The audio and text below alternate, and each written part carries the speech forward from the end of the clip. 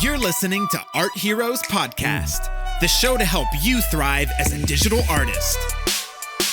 Tune in to learn how to transform your passion into a career.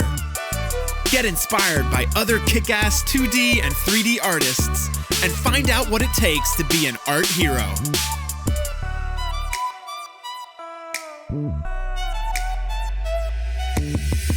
Hi guys, this is Maria JD. Welcome to Art Heroes Podcast, and it's the second episode in 2021, and all episodes in 2021 are going to be better than the episodes of 2020, because obviously everything in 2021 is better than 2020.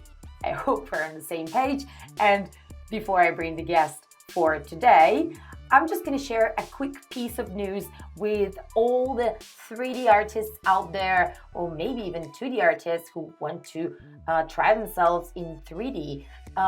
Next week, we are hosting a series of free facial anatomy and likeness workshops for 3D artists. So if you guys want to explore facial anatomy and likeness in detail, make sure you join us, because there's going to be a ton of learning, and as I said, it's absolutely free. You can find links in the show notes, and we'd love you to join because we're making it for you. And yeah, it starts on Monday, and you can register today, and it's only 1 week when the workshops are going to be live. There are a series of 3 or 4 workshops, and we're working on them right now. They're turning out absolutely amazing. And now the guest for today. I'm talking today with Enrico Buffa. Enrico is an amazing concept artist, and he works in cartoons.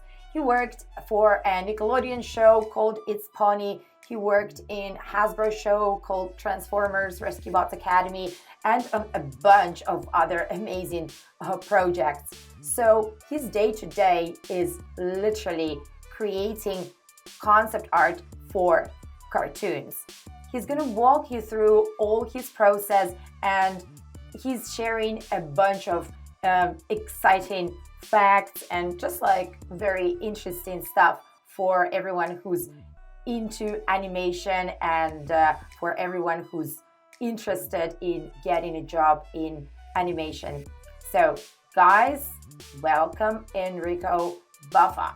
Okay, Enrico, we're now live. Thanks so much for coming on the show. Guys, thanks for connecting. And this is Art Heroes Podcast, and we've got Enrico Buffa, or, well, I'm not going to say it the wrong way. I was just like, no.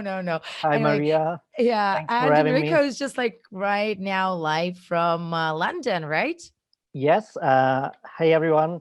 My name is Enrico Buffa, and I'm honored to be here talking with you. And it's actually my first ever podcast, so it's pretty exciting. And yes, Amazing. I'm here in London, and it's been a nice start of the year, I would say. Definitely. Well, start of the year with the continuation of a little bit of lockdown, like everywhere Yeah, else, well, more or less. That's but fine. we are hopefully out of it with the new Yes. vaccine, so Yeah. fingers crossed. Oh, yeah, definitely. Enrico, do you mind if we just start with you? Mhm. Because there is a story that I wanted to share with everyone, but maybe we can just start with your introduction. Why don't you just tell us a little bit about what you do now, and and Sure. how you are in the industry? So I'm Italian. I live in London now. I started my career working for for about 1 year in a small stop motion animation studio in Italy, and then I moved to Milan, where was my first real job in the industry. And it was a 3D animation show for the biggest national TV. And sorry, what I do actually is concept art, Yes. visual development artist. So basically, I design locations and props, like objects for cartoons. So that's my main role. So after my first job in Milan, where I was working for this 3D animated show, I moved to Dublin where I was working on another show for Hasbro, and it was on the Transformers, and I was doing backgrounds. So that was a real fast-paced project, really, really big company, big environment. So it was very different from working in Italy. And I can say that that was my, real, you know, that made me made my entrance in the industry a bit easier from then, because I have been able to get other jobs after that more quickly, more easily. Yeah, So awesome. And like and nowadays you're still in the same industry in animation. exactly. Yeah. So after that, I've been in Dublin for about 7, 8 months. I finished the project. I went back to Italy for a brief period, and then I got another job, and this time was in London. And I've been Amazing. working in central London for about a year and like 14 months uh, on the first season of It's Pony, which is a Nickelodeon new TV show. And it's been great. I had a lot of fun. And after that, I decided to stay in London and continue my research, for other projects from here. And also because I couldn't actually move away. So, Of but course. my decision was already to stay here, to be honest. So, do you freelance now or you work for a studio? I'm working remotely for a studio that is in Dublin. So I'm full time. I'm not a freelancer. I'm actually full time, but my contract is as a remote worker. So I Wow. am grateful that the company, can make this. Is being Yeah. able to accommodate the artist doing so. Yeah, Can you disclose the name of the yeah, studio sure. or that's I'm part of working your? for Brownback Films. They have an office in Dublin, in Manchester, and Toronto, Bali. I don't want probably some more. There's a Yeah. few offices, so it's pretty big company. Yeah, Yeah, it is pretty big. Actually, that's really that's really funny it was because a at challenge, Art yeah, Hero. to start because I started during the pandemic, so I started from home. So it was very, Okay. I needed to know everyone in the team, so everyone was just an icon on Zoom at the beginning. But after a year, you start to know them, and now it's basically if I was in the studio, it's very, That's a we are really interesting choice though, we're like having staying in London, although I guess you don't really have many choices of moving right now as of like in yeah. 2020, right? Yeah, actually, all the team, even those that are in Dublin, they're working from home. So there is not much people inside the studio anyway. So Yeah. I bet. I I bet. think I think you will never be the same. Probably not completely having people inside a company in the future because there is a lot of people that actually is enjoying working from home. So I For don't think sure. For is good. sure. Yeah. So, as of like day to day, do you now mostly do visual development or concept for like background, or what is your current like situation? Yeah. So now, so when I started in Dublin, I was 2D background artist, so I was doing all the backgrounds, and then I wanted to switch for something that was more creative because I wanted to put more of my ideas into the concept, into the show. So when I moved to London, I was actually doing the concept for the environments of the show. So it was locations, props, and I decided that I wanted to continue with that. um, so on my current job, the title of is 2D designer, but is actually quite large, how can you say, Yeah, role yeah. because we Wide go description. Yeah. exactly because we go from creating the locations of the show. I go from location to objects, so props, but also we are doing color work and texture work on characters. So sometimes I'm working also on characters. So it's, you don't get bored.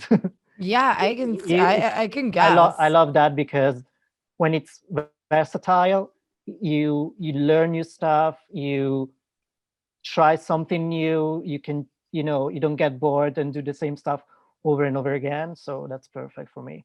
Wow. Well, some So people prefer to do just one thing, but I know it's just like a that's not me. personality thing. I know, Exactly. like certain character artists I know keep working on the same project for like months. Yeah.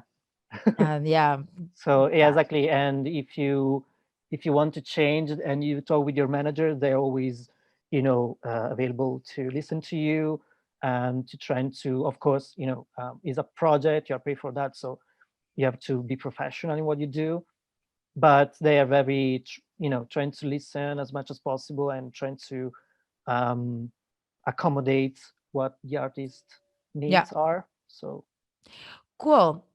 So now I wanted to share a little bit of a backstory with everyone who's listening to the show, because how I came across Enrico's art was actually through a project that I saw on Kickstarter that I think was an amazing project, and it's called Art of Change. Um, yes, and Enrico, do you mind actually sharing a little bit about that project? Because I think it almost created a movement, and it's a very exciting something that was just pushed out of there by a bunch of digital artists. yeah, So I'm it's not sure if I've seen impressive. anything like that. So yeah, like explain what that was from a point of So view of somebody who participated, who yeah. actually moved it. So yeah, thanks. Yeah, it's incredible. So I actually got the invitation for this project back. I think it was February, April, I think. So yeah, I got an invitation from Don Yamazi, which is one of the two creator of the project together with Dabstone. Um, and at the beginning, we were discussing, it started um, because we wanted to explain what was going on with the world. The world was sick. There is a pandemic that is affecting everyone.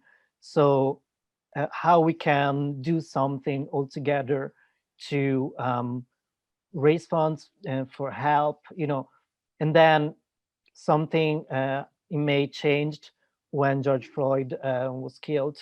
Um, Yeah. so the target and the meaning of the book changed after that. So we rediscuss it, and we wanted to help and raise the voice for Black Lives Matter. um, so yeah, then we had a lot of meetings. They started to call more people in it, and everyone was like super excited, and yes, we have to do this, um, because we want to do something about it. We want to make change. So we started to reach out to other artists, and they did an incredible job organizing everything. I know that organizing a Kickstarter is very, very difficult, is a lot of work. And so I'm very grateful to be, I just had to do my part, which was we organized small group because it was divided from present, past, and future. So we had small groups where we were discussing about what was um, uh, the reason we were doing this, because there were a lot of different subjects. For example, Mhm. my team was truth. Um, so we did a lot of meetings with other artists, and we came up with different solutions. And then we proposed it to the largest group, and we came up with different thumbnails and sketches at the beginning, and then we made a selection of these, and that's how we started to create a book. But when we launched the Kickstarter, it was still, something that was in development. So yeah, after that, we launched the Kickstarter pretty soon, um, and luckily we got the funds. Yeah. It's So fun to do tell this. me a little bit. Eventually, this is a book that Mhm. had how many artists? Like, So um, there are lots of artists. We are 100, and probably it will be a bit more than that. Yeah, more than yeah, that. because I remember 100, but Yeah. I think after that, a few people joined, but I'm not sure. Yeah, yeah. I think we there will be people joining us because, yeah. Well, I don't know how much I can say, but I Yeah, think yeah, I can. yeah. And yeah, I think there will be more people probably at the end of it Amazing. So it's because a it's book, yeah, towards the topic of yeah, Black Lives Matter that is totally created by digital artists. yeah. There Okay. are artists from animation, illustration, and fine arts, and we of course wanted to include or just reach out to black artists as much as possible, but it's really a book from everyone and from everyone to everyone. So Yeah, amazing. I think it was a great idea to do from, artistic community. And I would repeat again that I don't see this happening all the time. yeah, it's very So touching. yeah, I know, very touching, very touchy see digital Mhm. artists coming together because like I guess Yeah, traditional artists would create books more frequently. But yeah, that's true. And everyone was like super excited to be part of. Very few, like almost everyone was like, yes, we have to do this. Something that we really need to do, yeah. trying to make a change. So for you, that was the first volunteering project of this kind, or have you done something similar before? Yeah, I think this one is my first one. Yeah, like probably that is this important and is going well. Um, and now that we reach the goal and we are gonna have the book in real life, a real book, is gonna be amazing. And actually was a super learning experience for me because as a white male person, uh, it's something that doesn't affect me directly. So when I was talking with the other guys and in my group, of course I had um friends and other people that were experiencing that because they live in America and they're black artists.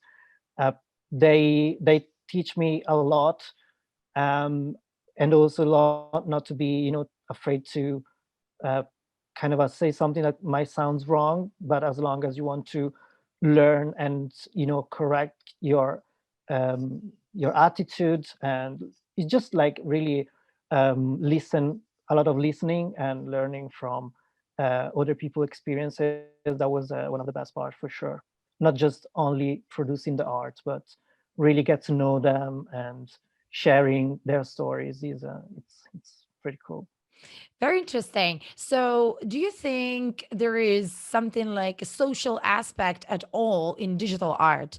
Because I would say this project is a clear example, but is there more of like social digital art, or say like that digital art is more of just entertainment and it doesn't really have much to do with like change making?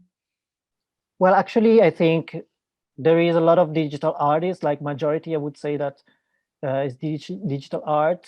We have actually painters and people that use photographies as well. So is all kind of techniques, different mediums. So yeah, of course, like creating, like when we were raising funds, um, it was super important to share on Yes, social medias, what we were of doing, course. because that's how people actually is going to, know about the project and actually put the money Exactly. That's the to. So yeah, that's about like how so I it got was to know like, about it. it sounds bad, but you have to spam basically, you know what I mean? Like Of course. Yeah. sharing a lot and sharing with your family and friends, and of course, like because the project has a real has a real huge importance, and is true and is emotional, and it's something that we need. um, Everyone was more like likely to share and Yeah. participate. Yeah, working, yeah, yeah, which is for sure. interesting. And so now, artistically, did you learn anything from participating in a book as an artist, and in terms of, I don't know, techniques or something? And what was your input? So as I said, my team was Truth. So after a lot of discussing and talk about it, we had to start sharing our sketches, and my final artwork is actually, of course, in digital. Yeah, But I like to start sketching with pencils and traditional way.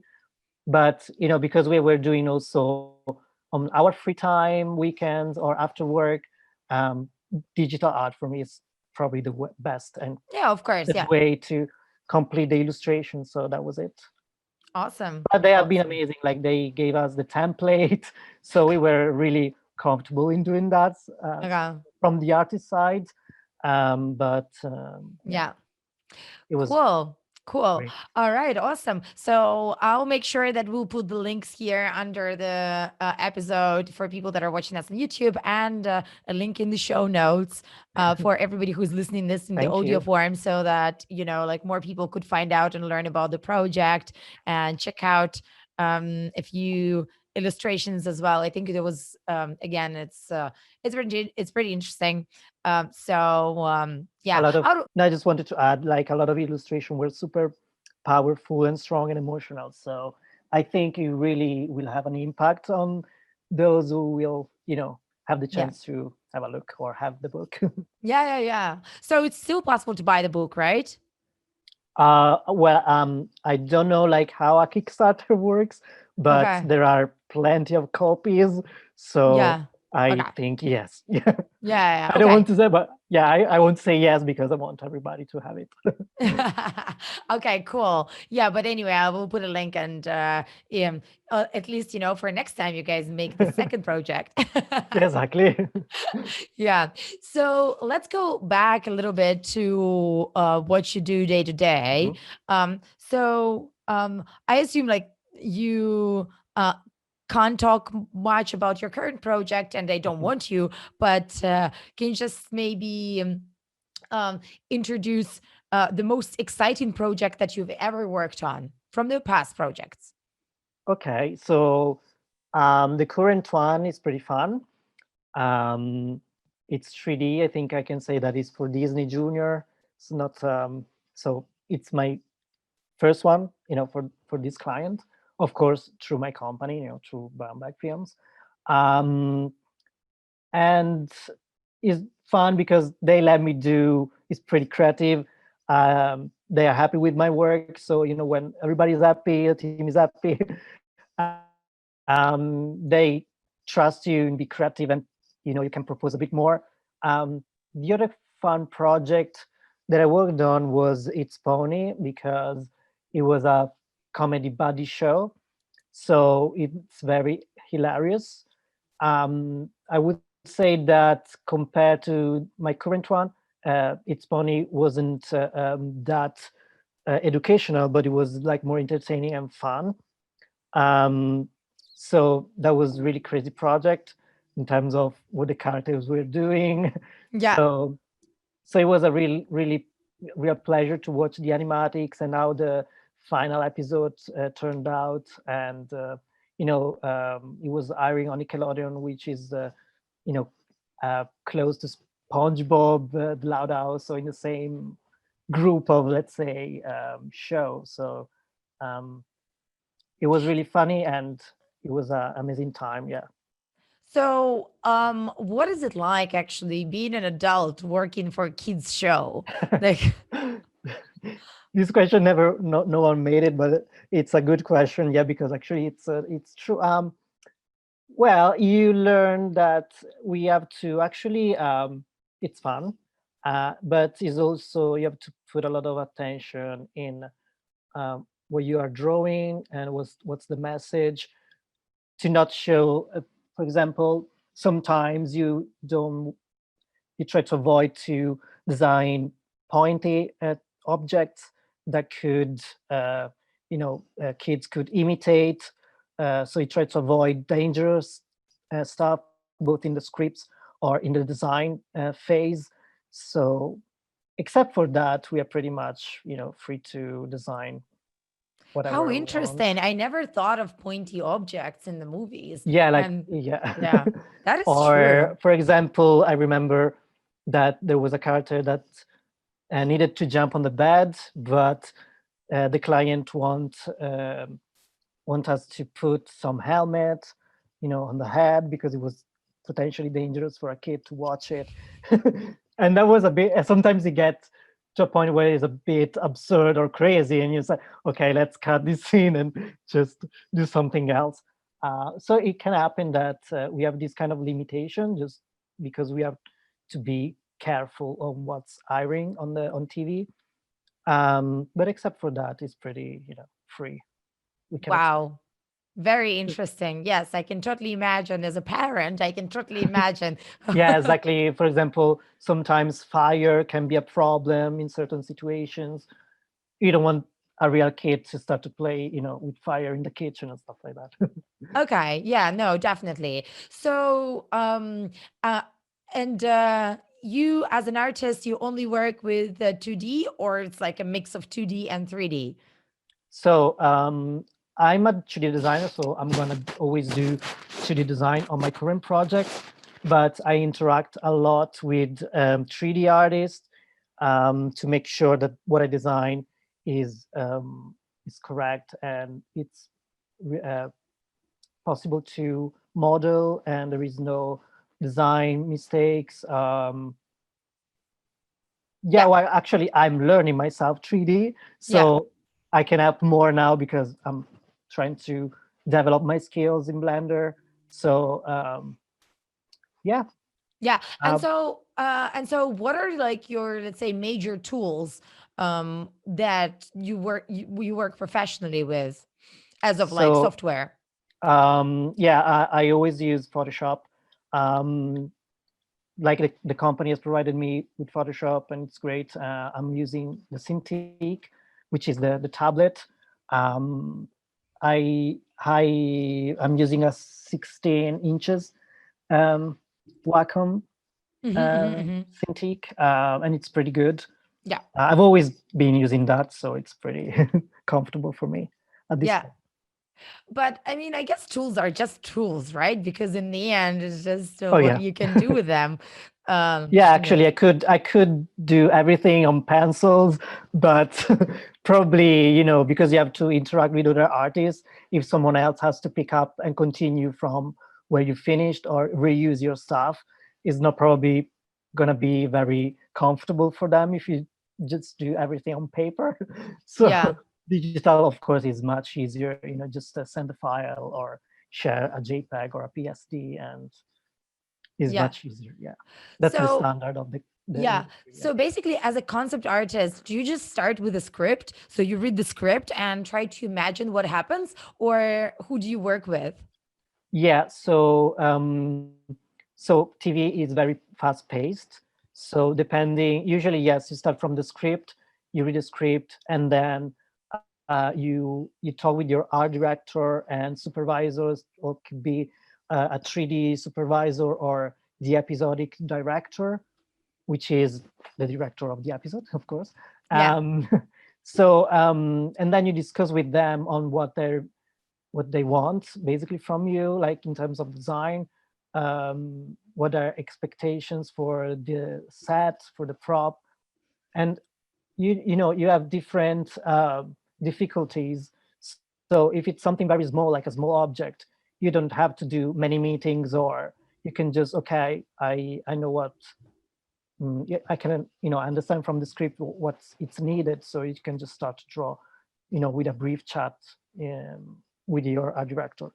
If it's more complex, you need more information and exactly know um, what the director wants. So if there is a lot of action in the set and it's more complex, a lot of objects, stuff that breaks or collapse, or because even if it's an object, it could change shape. It can have a story as well. Yes. So yeah, you have to talk a lot and make sure that everyone is giving you all the information to start designing. So it's super important that you go for this with them. Yeah. but How it's fun. interesting.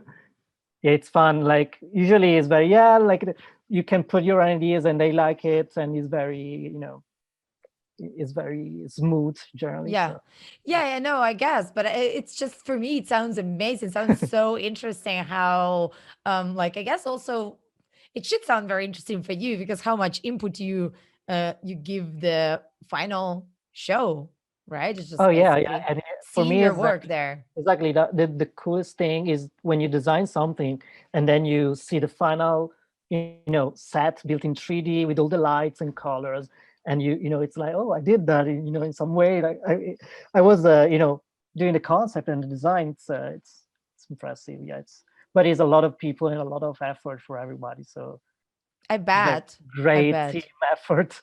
Yeah. So you said that the TV and the work is very fast paced. What would that mean? So how long would it take from, let's say, you reading the script to you Yeah. seeing the show, or let's say, yeah, just seeing the show. Let's say. It depends on the production. I remember that on It's Pony, I could see um, quite a bit of the episodes that were finished. On this project, there is more phases because we have 3D and there is more step, so it can take longer to see the final episodes. And of course, quite, because my role is at the beginning of the production. Yes. Um, it can take quite a long to start to watch the final episodes, hiring, and sometimes you get another job and they're still finishing the Okay. previous project.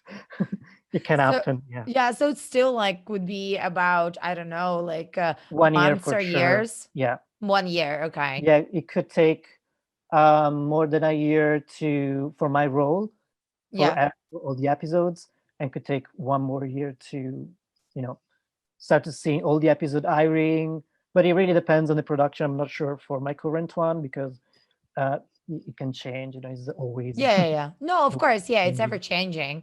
Mm. Um, but do you is there something like a standard like number of episodes that you would straight be working on? Because I imagine like it's not good to change a concept artist like in the very first stage of the production. Like you mean like how many Yeah, episodes so many from? episodes straight, yeah, there will be in making, Mm, or it really depends. Um, hmm, I'm actually not sure for my Just current curious. one. And for my previous one, I think it was uh, 20 episodes for the Okay.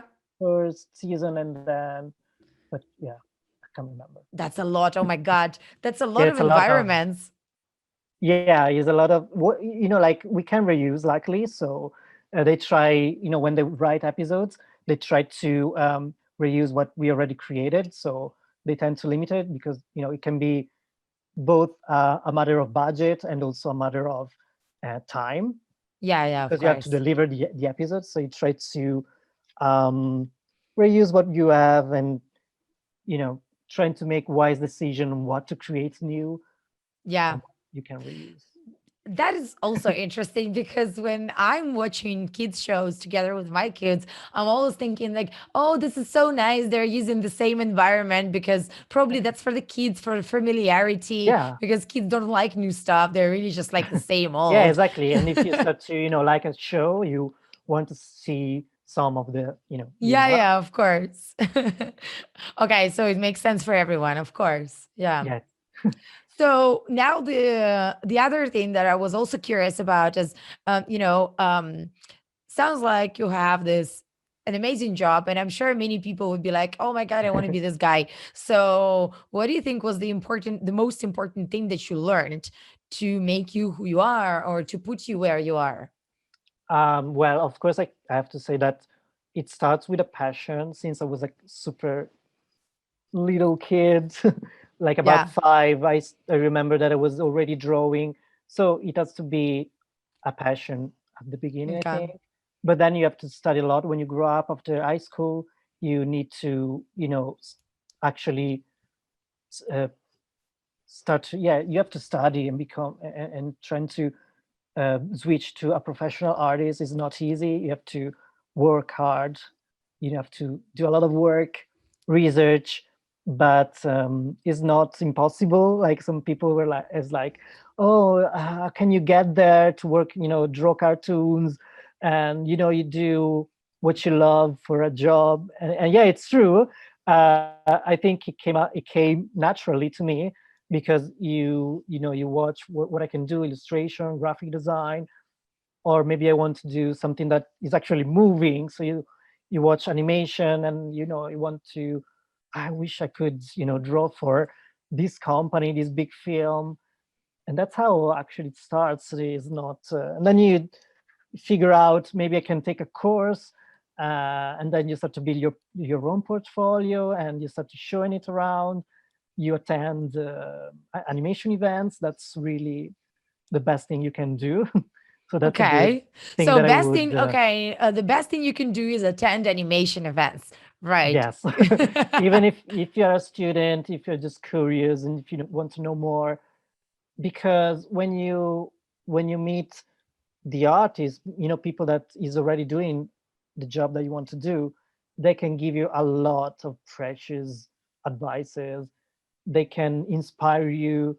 They can teach you, great lessons.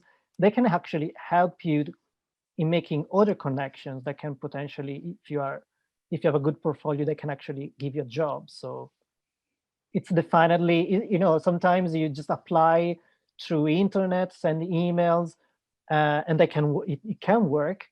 But sometimes it's just through connection. Really, it's super important that you you Yeah.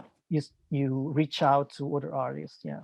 What's your favorite animation event that you've ever been to from like the whole? I love in Europe is definitely Annecy, Yeah. which is an animation event. Is the biggest probably in Europe, and is in France.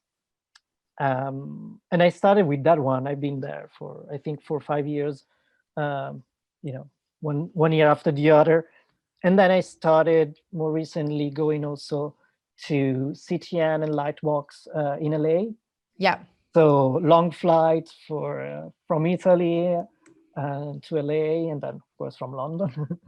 But yeah, it's very different from Annecy in terms of these animation events were structured, but it's like equally amazing. You can meet a lot of friends, artists. You can do recruitment events. You can talk to big companies, Netflix, Disney, DreamWorks, Pixar, and you can ask them what they think about your stuff, which is pretty intimidating, but it's also, they're usually very kind, and no one is going to say, oh, this is really bad. Why you put this on your portfolio? That's never gonna happen. Yeah.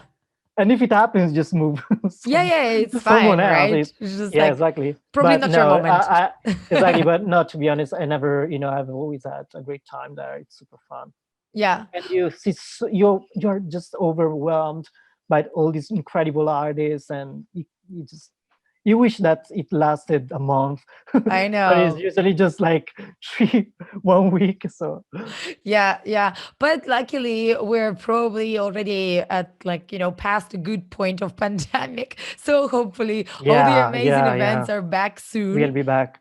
I Yeah. know that Lightbox and CTN were doing, and actually also Ansi, they were doing the online event. But Yeah, there was an online for me, event. the year was Exactly. actually 2020 for me was very busy, so I couldn't attend. But it's fine. Yeah. I prefer join when you can go and meet people Yeah, in yeah. person. No, but there was definitely live events are better, but Yeah, as like second yeah, best yeah. That was alternative. the only option for Yes, the past exactly. year. But Yeah. I'll also put the links to the events. I'm like, I yeah, totally, I can totally vouch for everything you said. I love those two. I actually have not been, but to all, but I can trust your word because so many people find them like top, top, top. Um, yes. yeah. And like, I just have like this final question. What do you Mhm. think um like separates a good concept artist from a mediocre one. I don't want to say bad one because I don't think there was like a something like a Mhm. bad concept, but there's just like, mediocre artists that not everybody notices, or just somebody who's Yeah. trying hard but doesn't manage to, either Mhm. improve or get a job or get to the next level. So, what is this one thing from your perspective? Yeah, exactly. Actually, perspective is one of the Yes. fundamental we need to have a strong, concept. So I would say that because I've been doing a bit of teaching online and bit of workshop as well, and actually a lot of students were coming to me and ask, showing me their portfolio. So one thing that I was noticing is like if you start from the fundamentals, is always the best thing you can do. Just don't go and start to color and paint. So you have to kind of deconstruct your image. So if you start from perspective, anatomy, values, you have a for example a sphere or a cube, and then you start to render it with your values in black and white. So when you have all these knowledge, perspective, anatomy, and then you start to copy from the real world, that can help you a lot. And start to sketch. If you have your own sketchbook, you make a lot of drawings. So it's surely a lot of drawings. You can copy people from the real world, or just architecture. So when you start to build your own visual library in your mind, and then you are more confident, then you go from what it's realistic, and then you start to, maybe you can start to do some caricature of it. So you start to push the shapes, uh, be more creative on it. You can start to develop in that way. And then you take the caricature step, and then you move to something that is even more stylized. Like it could be a TV, a character that is correct, that works for TV shows or 3D shows. But you need to start really from what's in the real world, to start from to observe real life and how things work in real life, to be able to deconstruct it into something that is more stylized, if Yeah. you know what I mean. So don't so the, a lot of artists are worried to, oh, what's my style, Yes. like I don't have a style. That's fine if you don't have a style, because actually it's a good thing if you can be versatile, because when you work in the animation industry, you have to be able to adapt to different things. So if you are good at one thing, is you might be very recognizable on social medias, because, oh, that's that artist that is always doing that kind of line, colors, and render. That's cool. You probably will get a lot of jobs anyway. Yes. But I would say that if you can be versatile, that's a plus, because you can show, I can do this, but I can also do in a different style, so I can adapt more. So Wow, amazing. I think that was really, really valuable. So I also hear the same comment that you just mentioned, like I'm looking for my style, yeah. or my portfolio is built with my style. But So um, yeah, surely if you have these kind of fundamentals, it will help you to have a better quality when you show your portfolio, not just be mediocre, yeah, which is something, because it's quite competitive field. There is a lot of it is very talent. competitive. There is a lot of talent, so you really have to, pop up, stick out. How do you say, Yeah, in some way? So it can be whether you have a perfect technique, perfect knowledge of perspective, and or it can be creativity. After all, you can be perfect, so you pick one of the elements that you think about your art that is stronger, and then you push that. yeah, yeah, yep, for sure. Wow, this has been very, very interesting. Enrico, before I let you go, we've got a little tradition here. Sure. We've got a little questionnaire of, there are about 10 questions, and you've Okay. got a sentence, or sentence tops, a few words to reply each Right. question. I try Okay. to be concise. Yeah, okay, okay. I'm not gonna stop you, but on the back of your head, just keep that you have up to one sentence. Ready when you are. Right. Ready? I'm ready. Yeah. Okay, awesome. So, what's your number one tip for combating distractions when working from home? Being focused and let everything else for the breaks. That's true. Lunch break. Yeah, yeah. What's your favorite holiday or tradition? um, Holiday, Christmas time. Okay, well, that's great that we're just in it. Yeah. About um, what's your favorite way to get in some exercise? Um, Painting a lot. Okay, and like sports. Oh, sorry, sports. From home, just stretching, uh, Okay, push-ups, yeah, squats. yeah, all the way. Yes. What's your most used emoji? Um, Scared one, the perplexed one, and the cheers one with Yeah, the glasses. yeah, yeah, yeah. What's your source of inspiration? Um, Friends and artists. I have a lot of friends that are artists and they're amazing and they're truly my inspirations. Okay, I hope they're listening. They'll be like, oh. Sure. Okay. What's the best piece of advice you've ever been given? Don't be afraid to reach out, show your stuff more, and make connections. You're prepared, huh? Yes. Okay, that's a good one. So, how do you celebrate little victories? With friends, dinners. I like dinners, quiet meetups with few people's really the people that matters to me. Um, if they are artists, even better. But I don't Yes. make discriminations. Yeah, yeah, no, no, no, no, of course not.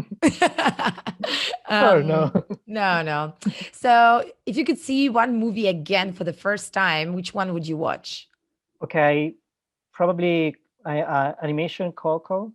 I've seen it 3 times, and every time I cried. Yes. And the other one is another one just because Roma is amazing. Is live action. Okay, I'm just like, taking a note, not even mental note. That Just one is like that one is great. Roma. Okay. Roma, yeah. Yeah, okay. I'm like, how come I've never seen? Normally on this question, I'm like, The I love that movie cinematic, too. Yeah. is Okay. amazing. Okay. I'll watch that. We'll put that tonight. And finally, what's your backup career? Never had one because Okay. I was like, if I have a back plan B, I'm not gonna make it. So yeah, no. That's the way. I That's the really, way. All in. I really fight it for it. Yes. Yeah. No, I bet, like it's, I think, as you said, this industry is so competitive. You have to be really, really into it Uh, and just, go all in. since I'm in London, I was like, if I don't get another job in the animation, I was like, I want to do, bartender, just coffee shop. It's fine. Yeah, yeah, yeah, sure. But that's not a career. That's just a job, like Yes. until you get to the career. Exactly. No, I've been always quite sure about it, to be honest.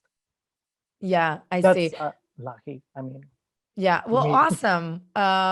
Like Enrico, thank you so much. I'm really grateful for your time and thank you for coming on the show for, sharing everything you know. I'm sure that so many people like myself found this very, very useful. And thanks again. And I hope you have the great end of this holiday season. Thank you, Maria, for having me. It's been a pleasure, and I can wait to, have Yeah. the interview released out there, and Yeah, sure. All it's right. been super fun. Cheers. Cheers. Thanks again, Enrico. Bye. Wow, that was a lot of cool information from Enrico. Enrico, thank you again for coming, and thank you guys for listening. So if you enjoyed the show, give us a little like, and if you have any questions whatsoever, just post them here and we'll pass them on to Enrico. And I'll remind you again, next week we're hosting a series of workshops on facial anatomy and likeness for all 3D artists out there. So if you're into this, make sure you click the link in the show notes or in the video description, and we'd love to have you on the workshop together with us. And I'll see you right here next week. Thanks again. Bye. Thanks for listening to Art Heroes Podcast. Check out www.artheroes.co for show notes, more interviews, and free tools made for you by our team of mentors. Tune in next week for more inspiration, and keep up the great work, hero.